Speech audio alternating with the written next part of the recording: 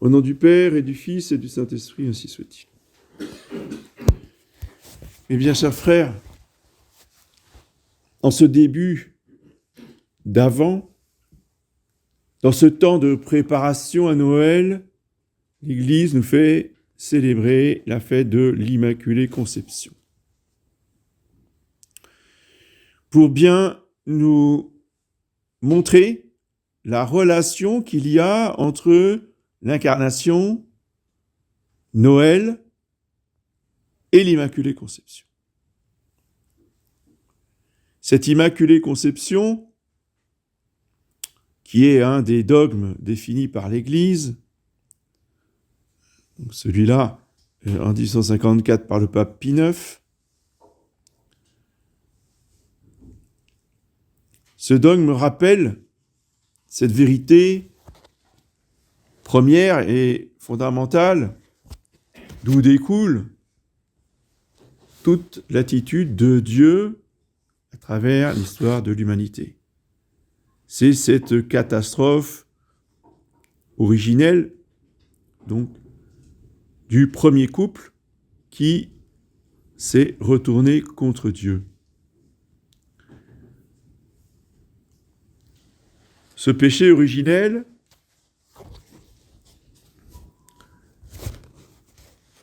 qui consistait à désobéir à Dieu. Et je voudrais profiter de ce rappel du péché originel pour le mettre dans la bonne perspective. Certes, c'est Ève qui, la première, a commis la faute en écoutant le serpent, et la très sainte Vierge Marie, qu'on appelle la nouvelle Ève, vient réparer ce que la première, voyez, avait détruit. C'est-à-dire l'ordre de la grâce.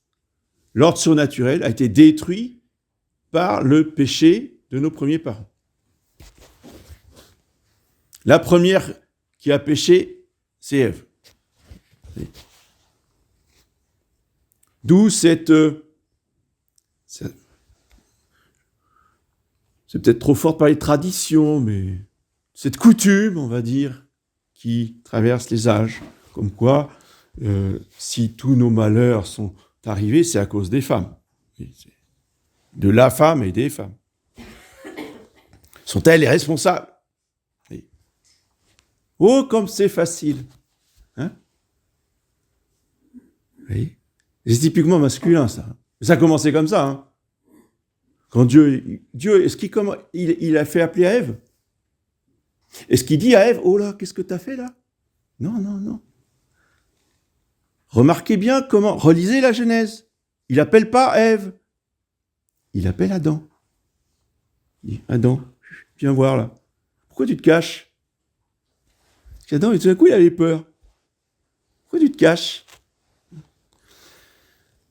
Ah, mais parce que la femme, c'est pas moi, c'est la femme que vous m'avez donnée, hein, que vous m'avez donnée.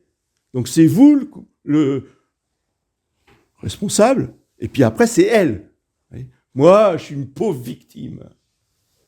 C'est ça, les sommes sur des victimes.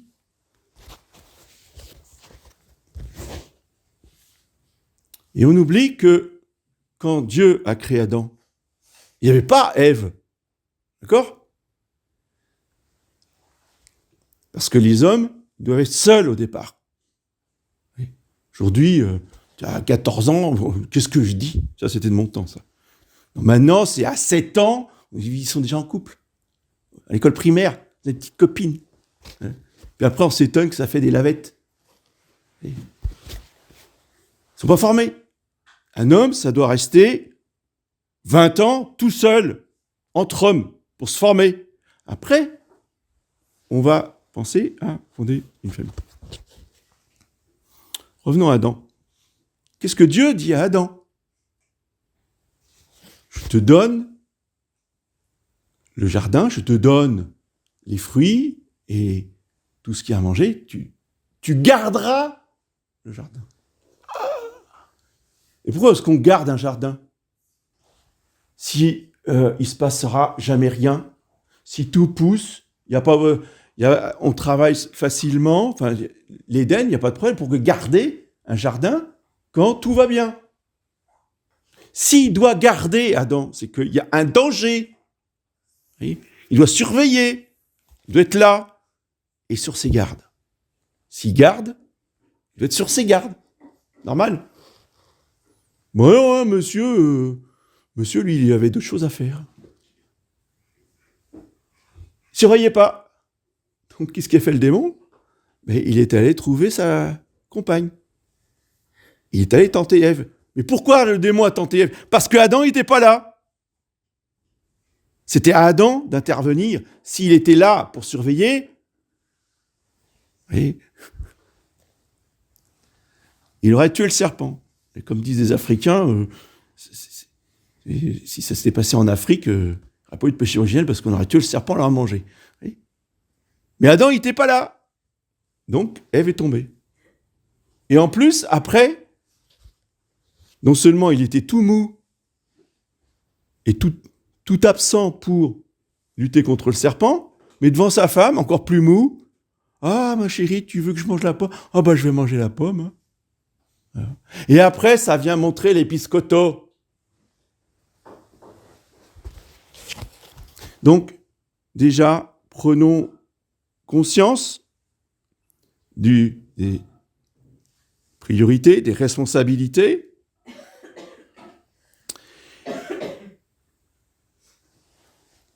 Et voyons ensuite comment Dieu répare. Dieu répare par l'Immaculée Conception, d'accord?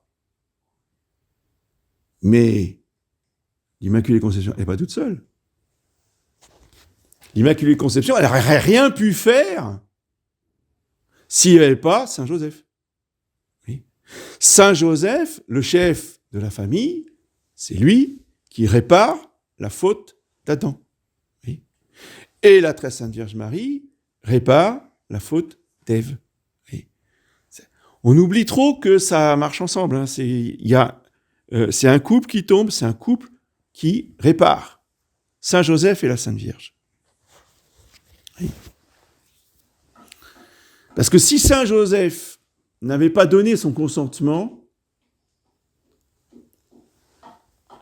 pour que le Seigneur Jésus soit vraiment son enfant, pas selon la chair, d'accord, mais son enfant quand même, oui, c'est pas l'enfant d'un autre, il n'adopte pas un enfant étranger. Nous, on adopte des enfants qui viennent d'autres couples. Ça, c'est les choses humaines. Mais dans le couple de la Sainte Famille, il n'y a pas d'adoption. Oui. C'est une façon de parler. On ne va pas critiquer, c'est une expression qui existe depuis longtemps, mais ce n'est pas la réalité exacte. La réalité exacte, c'est que Saint Joseph est le père virginal, est le père virginal de Jésus. Il y a une véritable paternité qui s'exerce du côté de Saint Joseph. Maintenant, l'Immaculée Conception que nous fêtons aujourd'hui, oui, c'est l'exemption de Marie par rapport à ce péché qui se transmet de génération en génération. C'est la seule créature qui a été protégée de ce péché originel. Même Saint Joseph a été conçu dans le péché originel. Oui. Il a été sanctifié très vite après, alors très vite, un jour, 2 semaines, 3 semaines, 1 mois, 2 mois, personne ne le sait, Dieu le sait. Enfin, avant la naissance, en tout cas. Mais il a eu le péché originel. Tandis que la très sainte Vierge Marie, elle n'a jamais eu le péché originel. Et elle nous a révélé son nom, oui, après la définition du dogme par le pape Pie IX, 1854, Lourdes, 1858, pour révéler au monde le mystère de sa personne, qui va bien au-delà du fait qu'elle a été conçue sans péché. Elle ne dit pas « j'ai été conçue sans péché ». Elle ne dit pas « j'ai été conçue immaculée ». Pas ce qu'elle dit. Ça, c'est le dogme. Ça, c'est la fête d'aujourd'hui. J'ai été conçue immaculée, c'est la fête d'aujourd'hui. Et c'est pas ce qu'elle dit à Lourdes. À Lourdes, elle dit « je suis l'Immaculée Conception ». Ce qui est totalement différent. Qui n'est pas contraire, mais qui va beaucoup plus loin, qui développe le mystère de son Immaculée Conception. Et quand est-ce qu'elle dit ce nom « je suis l'Immaculée Conception » ? Le 25 mars, jeudi 25 mars 1858. Le jour de l'Annonciation, pour bien faire le lien entre sa conception à elle, immaculée, et le fait qu'elle conçoit de façon immaculée le Verbe incarné, pas simplement le Verbe incarné Jésus, mais le Verbe incarné corps mystique. C'est-à-dire que ce sont tous les membres de l'Église qu'elle conçoit de façon immaculée. Et cette conception est divine, parce qu'elle est humaine. Or, tout être humain ne peut pas être la conception. Aucune femme ne peut être la conception. Aucune femme va dire « je suis la blancheur ». Non, madame, vous avez la peau blanche. C'est pas pareil. Vous n'êtes pas la blancheur. Etc. Donc, la très sainte Vierge Marie, en tant que personne humaine, n'est pas la conception. Oui. Donc, ce qu'elle dit, le nom qu'elle révèle, n'est pas son nom à elle, Marie de Nazareth. Oui. C'est pas possible. Elle est une femme comme toutes les autres femmes, donc elle ne peut pas être la conception. Alors, comment se fait-il qu'elle nous dise « je suis l'Immaculée Conception » ? Eh bien, le père Kolb a beaucoup écrit sur cette question. Vous savez que c'était il s'appelait le Chevalier de l'Immaculée, c'est le titre qu'il avait donné à sa revue, qui a été édité à des millions d'exemplaires et en des dizaines de langues différentes, dont il n'y a plus un seul exemplaire. Petite remarque au passage. Des millions d'exemplaires à l'époque, pas un seul exemplaire aujourd'hui. Ni dans les archives, ni dans les bibliothèques, ni nulle part. Ça a totalement disparu.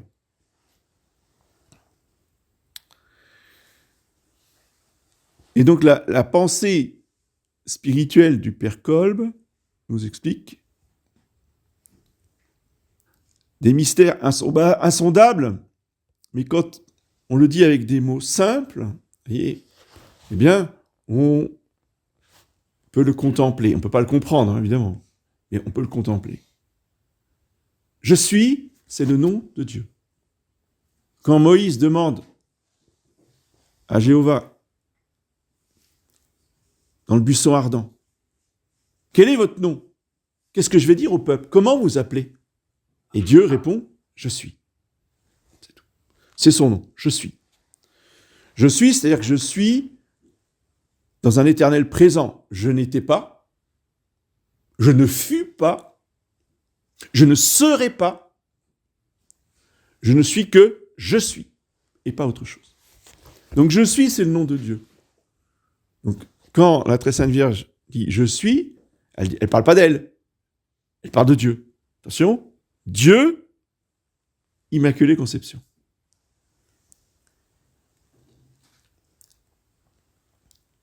Qui est conception en Dieu ? C'est une des personnes divines, forcément. Ça ne peut pas être le Père. Le Père, lui, ne conçoit pas. Le Père, comme tous les pères, il engendre le Fils. Oui. Le Fils, il ne conçoit pas non plus. Oui. Il est dans une relation de filiation par rapport à son Père. Donc, il ne reste plus que la troisième possibilité, c'est le Saint-Esprit. C'est le Saint-Esprit qui est la conception divine en Dieu. Et cette conception, vous voyez, celui qui donne la vie, en planant sur les eaux, il féconde les eaux de la terre pour créer toutes les êtres au début du monde, au début de la création. C'est qui est un rôle proprement maternel. Et donc quand l'archange Gabriel rentre dans la maison de Nazareth pour proposer à la très sainte Vierge Marie d'être la mère du Sauveur, et qu'elle lui demande comment cela se fera-t-il, justement, puisqu'elle connaît point d'homme. Alors elle dit,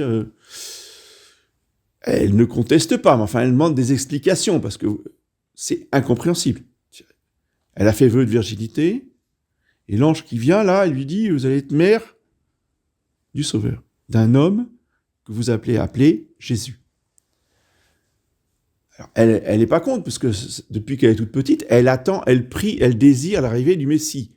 Mais c'était pas pour elle, si vous voulez. Elle savait que ça pouvait pas être pour elle, puisque depuis l'âge de 4 ans, elle a offert sa virginité à Dieu dans le temple, avec le vieillard Siméon, la prophétesse Anne.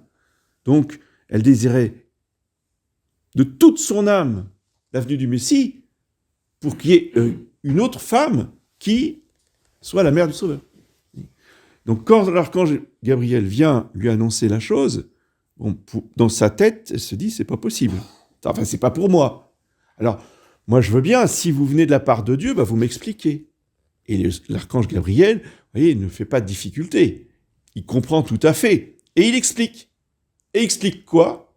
Que le Saint-Esprit vous couvrira de son ombre, comme le Saint-Esprit planait sur les eaux primordiales, et il va donner la vie.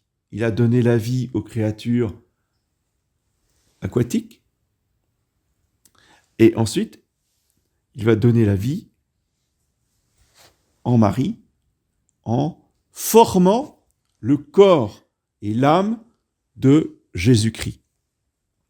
Et le Verbe va assumer ce corps et cette âme formés par le Saint-Esprit.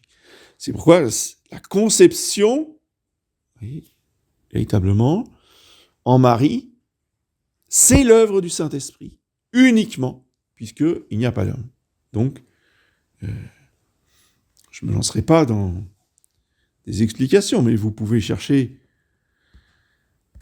sur Internet, il y a des gens qui connaissent les questions de l'ADN et les chromosomes, etc. Donc, il est tout à fait clair, c'est qu'il manque la partie masculine dans le code génétique de Jésus-Christ, par rapport à sa conception au départ. Parce que lui, il est un homme, et je veux dire, au niveau de son origine, donc, il ne manque pas qu'on soit précis, il ne manque pas de chromosome Y, je crois, pour les hommes, mais je veux dire, son origine, il manque l'apport, évidemment. Ça, c'est prouvé scientifiquement. Mais au-delà de cette réalité, eh bien, le Saint-Esprit va former en Marie non seulement Jésus-Christ, qui est la tête du corps mystique, mais cela va se continuer à travers les siècles. Et à travers plusieurs moyens, mais à travers 2 en particulier. Donc, bien sûr, il y a les sacrements, évidemment les 7 sacrements, mais spécialement le sacrement de l'Eucharistie, qui est le sacrement justement du don de Jésus-Christ à nous, de l'union de Jésus-Christ à nous, qui nous fait, si vous voulez, incorporer de plus en plus à lui-même, sacrement qui développe l'union du Christ avec nous-mêmes.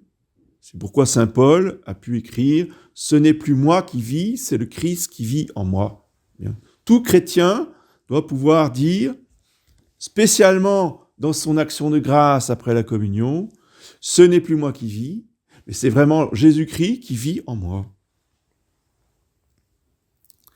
Et cette ce prolongement d'incarnation à travers le sacrement de l'Eucharistie, évidemment, se fait par la Très Sainte Vierge Marie, se fait en Marie. D'où l'importance de nos communions avec la Sainte Vierge, de recevoir la Sainte Hostie dans le cœur de la Sainte Vierge et de nous unir à ses louanges, à ses actions de grâce, à ses chants et à ses remerciements.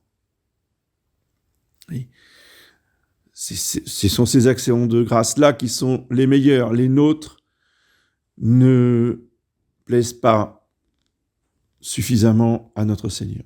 Ça ne lui déplaît pas non plus, mais ça n'a rien à voir avec une action de grâce de la Sainte Vierge. Donc, si nous nous coulons dans l'action de grâce de Marie, eh bien, nous faisons la plus grande joie à notre Seigneur.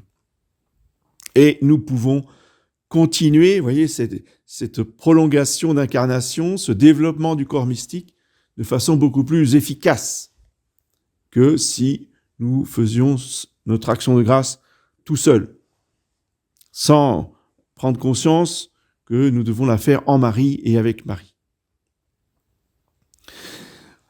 Donc vous voyez que la phrase de Lourdes, le dogme de l'Immaculée de 1854, ont des conséquences immenses dans nos vies, dans notre vie spirituelle, que nous avons des moyens de sanctification qui sont très puissants.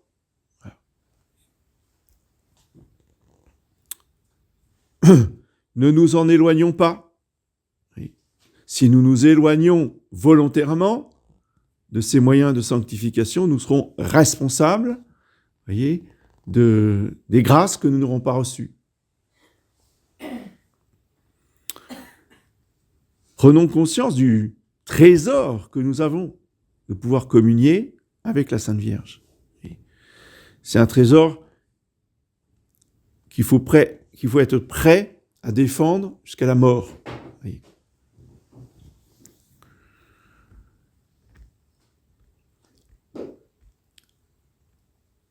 Et je terminerai par une note particulière et spéciale pour les hommes.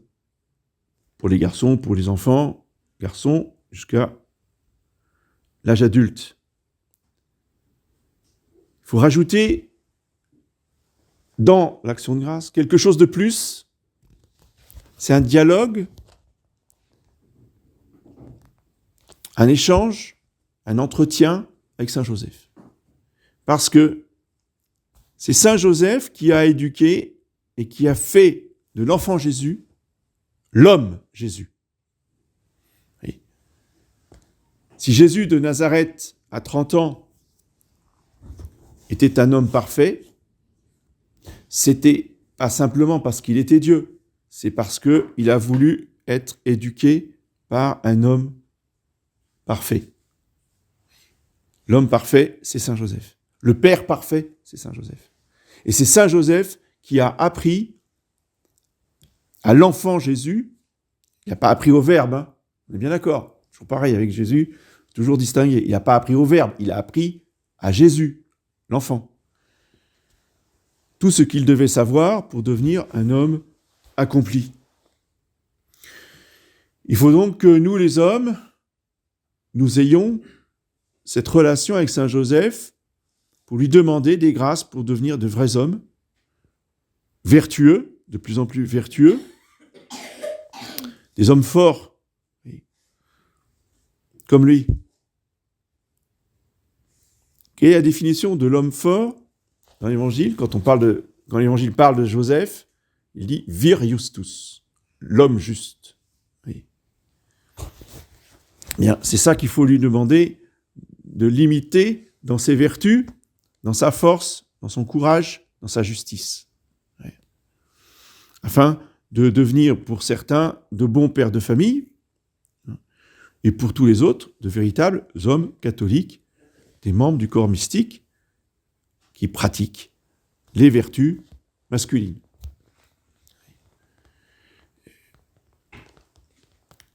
C'est pour avoir oublié cette réalité surnaturelle, que les hommes ont abandonné leur virilité telle que Dieu leur avait donnée. Et de plus en plus, justement, les hommes ressemblent à Adam. Ils sont pas là. Enfin, si, ils sont là, mais ils sont absents. Enfin, ils font autre chose. Ils s'occupent pas, ils gardent pas. Ils dirigent pas. Et même si certains épousent une femme catholique, alors que eux ne le sont pas, ou sont dans l'erreur, se convertissent, vous voyez, grâce à leur épouse, et c'est très bien. Saint Paul dit bien que les épouses sont là pour la sanctification de leur mari, et inversement, les maris sont là pour la sanctification de leur épouse. D'accord. Mais il y a chez beaucoup trop d'hommes un sentiment d'infériorité. Parce que, comprenez, ma femme, elle sait tout. Ma femme, elle a été éduquée catholiquement. Moi, j'ai rien reçu. Moi, j'étais dans une famille qui n'était pas catholique. Donc, c'est ma femme le moteur. Vous voyez. Et puis, alors, moi, je la suis.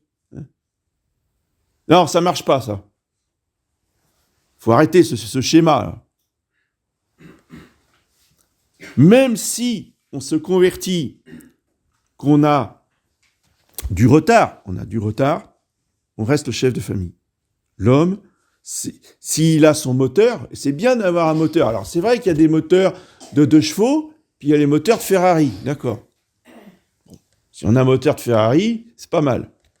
Mais le moteur Ferrari, tout seul, il va vous envoyer en 30 secondes dans les décors, s'il n'y a pas le volant. Vous voyez ? Si on ne va pas tourner en même temps que les virages. Dans les décors. Donc, le moteur, en soi, n'est pas un avantage. Le moteur ne peut être efficace que si il y a quelqu'un au volant. Celui qui est au volant, c'est le mari. Oui, voilà. Et donc, demandons à Saint Joseph, vous voyez, qui lui a toujours été aux commandes. Oui. Vous relisez les évangiles de l'enfance dans Saint Luc, toujours notre Saint Joseph dirige la Sainte Famille. Et même au moment où Saint Joseph, vous voyez, a terminé son travail de rendre Jésus homme, il termine à 12 ans. 12 ans. Oui. Jésus ne devient pas adolescent. Ça n'existe pas, ça. Ça, c'était inventé dans les années 50. Qu'à 12 ans, on était ado. Ça n'existe pas dans les civilisations anciennes. À 12 ans, Jésus est un homme. Alors, c'est un tout jeune homme, d'accord. C'est un homme. Pourquoi ? Parce que seuls les hommes, dans la synagogue de l'Ancien Testament, avaient le droit de lire un extrait des Écritures en public. Et donc, le jour de la Bar Mitzvah, à 12 ans, pour la première fois, le jeune homme va lire un extrait de la Torah en public. Et à partir de ce moment-là, vous voyez, le père de famille reconnaissait devant tout le monde, devant sa famille et devant les autres membres de la synagogue, que son fils était devenu un homme. Jésus prend au mot. Hein. Jésus prend son père au mot. Hein. Je suis un homme. Donc, je fais, non pas ce que je veux, mais je fais ce que je dois faire. Et il disparaît. Pendant 3 jours. Et quand Saint Joseph et la Sainte Vierge retrouvent Jésus dans le temple, eh bien, Notre-Dame met tout de suite Saint Joseph en avant. Elle ne dit pas « Qu'est-ce que vous m'avez fait ?» Parce qu'il y a une spiritualité qui considère trop la Sainte Famille. Bon, le brave Joseph, il est là pour conduire l'âne, quoi, vous voyez, hein, mais voilà, c'est tout. Et puis après, il va chercher il va chercher une grotte, et puis voilà, il va arranger la grotte, mais bon, voilà, il est tout à fait de côté. Non, Noël, c'est Jésus et la Sainte Vierge. Complètement déformé. Voyez. Même dans notre spiritualité chrétienne, on s'est déformé.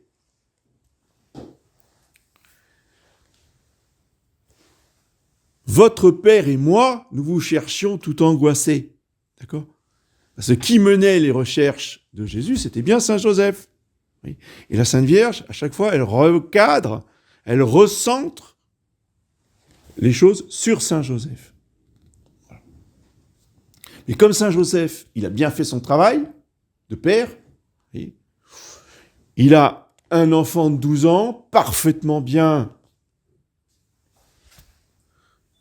dans sa tête, et qui dit à sa mère, avec tout le plus grand respect, ne savez-vous pas que maintenant j'ai 12 ans ? Non, il dit pas ça. Il dit, vous savez pas que je suis maintenant que j'ai 12 ans, je dois être aux affaires de mon père. Donc vous êtes gentil, mais voilà. Maintenant, il y a une certaine distance qui doit se créer parce que je rentre dans la vie adulte. C'était pour marquer, si vous voulez, de façon pour psychologie, dans la psychologie de Saint Joseph et la Sainte Vierge, pour marquer le fait que il était un homme maintenant. Mais il était un homme, même Jésus-Christ, là, il était un homme incapable de, même s'il était Dieu, il n'était pas capable en tant qu'enfant de mener une vie autonome. Donc il rentre avec eux et l'Évangile dit il leur était soumis. Voilà. Ce mystère de l'incarnation, de l'annonciation, de Noël, a des conséquences qui se prolongent dans notre vie spirituelle, dans notre vie sociale, dans notre vie familiale, parce que notre religion n'est pas purement intellectuelle, elle doit être concrète. Et donc, nous devons faire rentrer tout cela, toutes ces réalités-là, dans nos vies, concrètement. C'est comme ça qu'on devient de vrais chrétiens, de vrais hommes, de vraies femmes, de vrais époux, qui